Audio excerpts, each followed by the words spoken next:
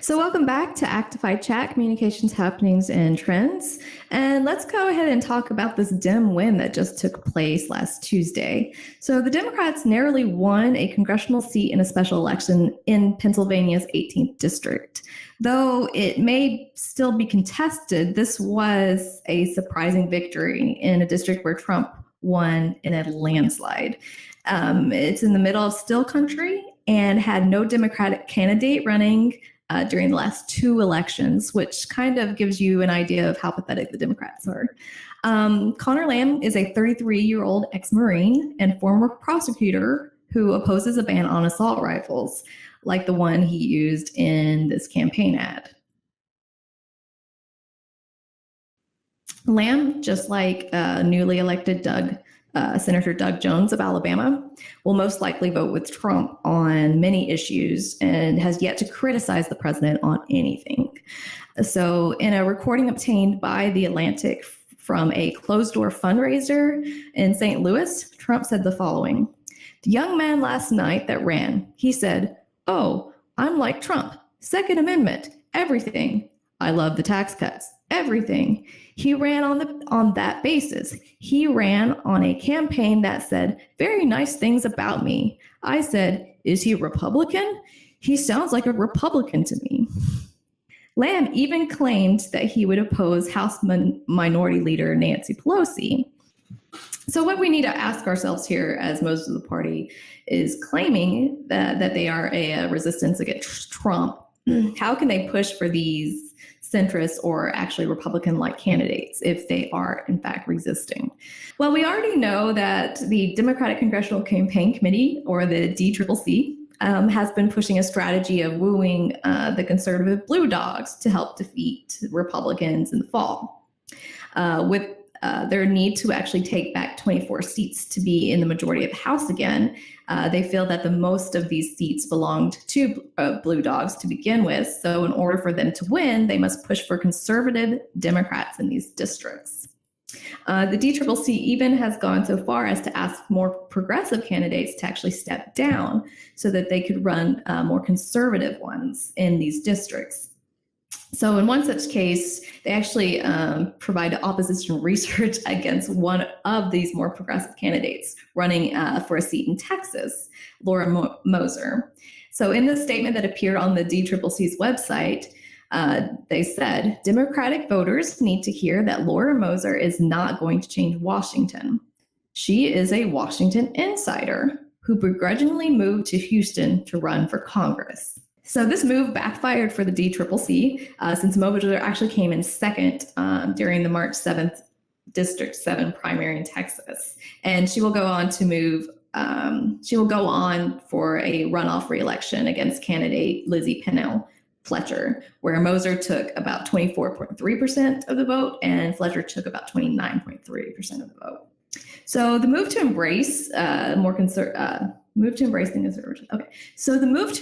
these conservatives and shun the progressives may seem like the right one to Democrats, but these candidates are only winning very narrowly, as Lamb took about 49.8% of the vote to Republican candidate Rick Saccone's 49.6%.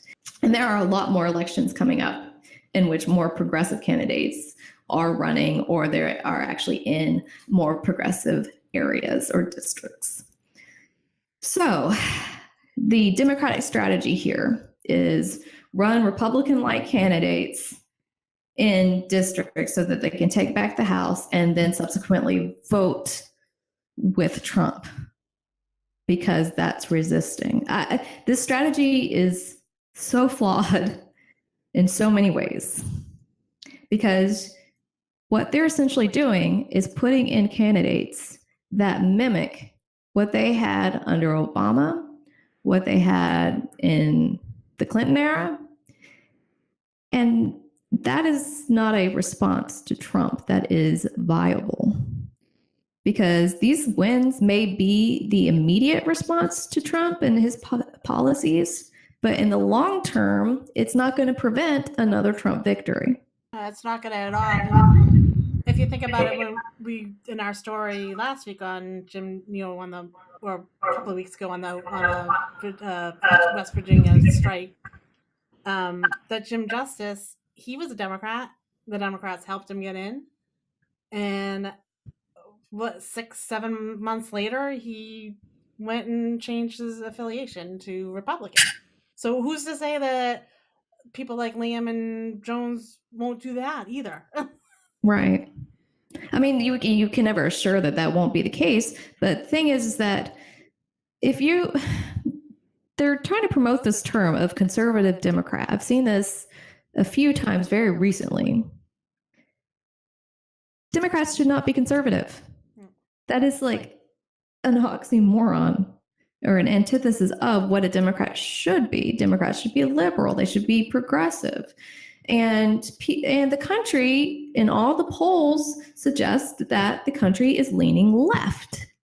You've got over 80% that want some sort of sensible gun legislation. You have over 60% of the people that support a Medicare for all single payer system, which is a progressive policy, at least here in the United States. It's commonplace everywhere else and would be kind of like moderate in Europe or something like that.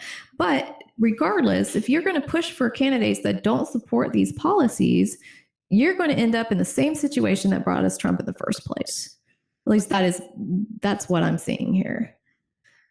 Yeah, and I mean, not only that is I guess like the DCCC has been kind of giving off weird messages too to people because who was it? There was a story out today about Lipinski.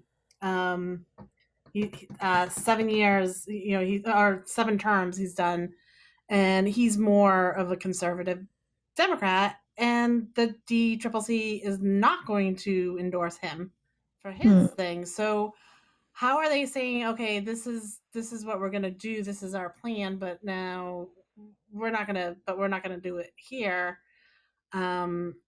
I don't know. I mean, maybe it is. Maybe they'll just take it county by county, and they will push progressives, but I don't see it happening yet. Yeah, So and they don't. Progressives terrify them because progressives don't want to take big money.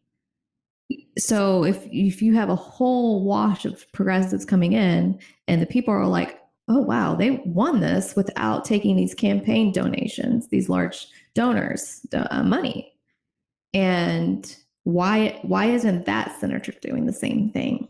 See, because people don't like that. People know that if you have big money in the system, the politicians are responsive to those donors and will ignore their constituents. And if that money starts drying up because more progressives are running and refusing to do that, to take those donations, then they're potentially out of a job. Because if I had a progressive candidate running here and for the House, but then in turn not for the Senate, I would question why that senator is refusing to run a campaign like my representative did. And I would not vote for that senator because now I've seen in action that it can work. Well, and another thing that they're not getting is that, or like no one really thinks about this, is that, okay, yeah, that guy's not in my county, but he still represents me as a whole United States. You know what I mean? Like, and no one talks about that. No one ever brings that up. That like, oh, this is why I worry about what's happening in California. This is why I'm worried about what's happening in the red states and everything.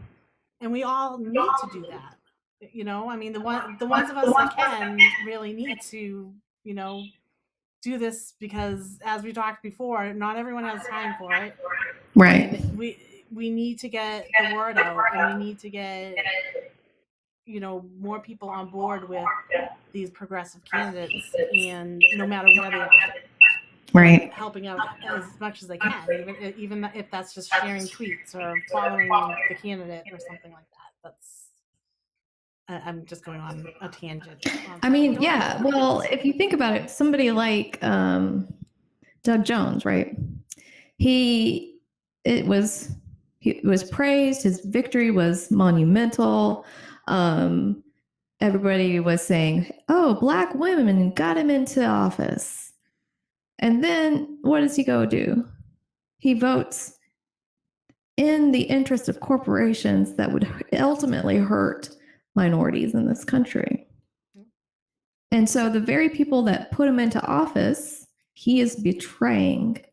And by the way, he barely beat out what was the pedophile. Moore? Moore, yeah, Roy Moore. Barely squeaked by that victory. So you've got to question yourself or the policies or what they're representing. It's why was it so close? He should have blown him out of the water.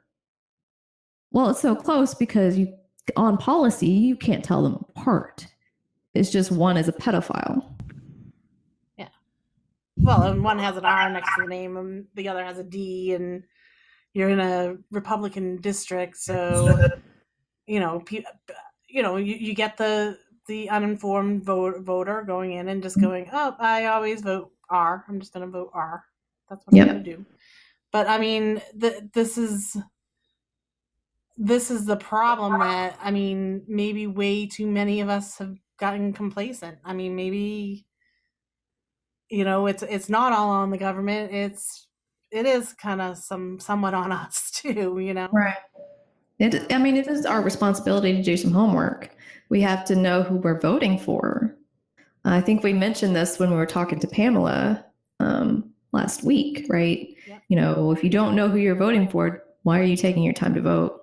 Why are you voting blindly? Because you may be voting in your disinterest, right? Yeah. And it may ultimately hurt you. So why would you feed that possibility?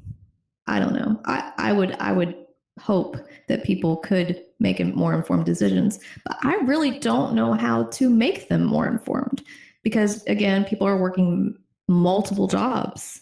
When are they going to have the time to sit down and actually read about policy and read about what these candidates support or haven't supported in the past?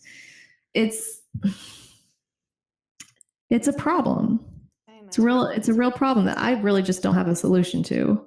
So you just watched one of our videos again, and if you like what you saw, please hit that like button and don't forget to subscribe to our channel. And we really want to bring you guys more content and kind of get more user experiences involved. And we could really use your help in doing so by donating to our Patreon. We'll have the link below, and just donate whatever you can, and it will be really appreciated. It will be appreciated. Blooper.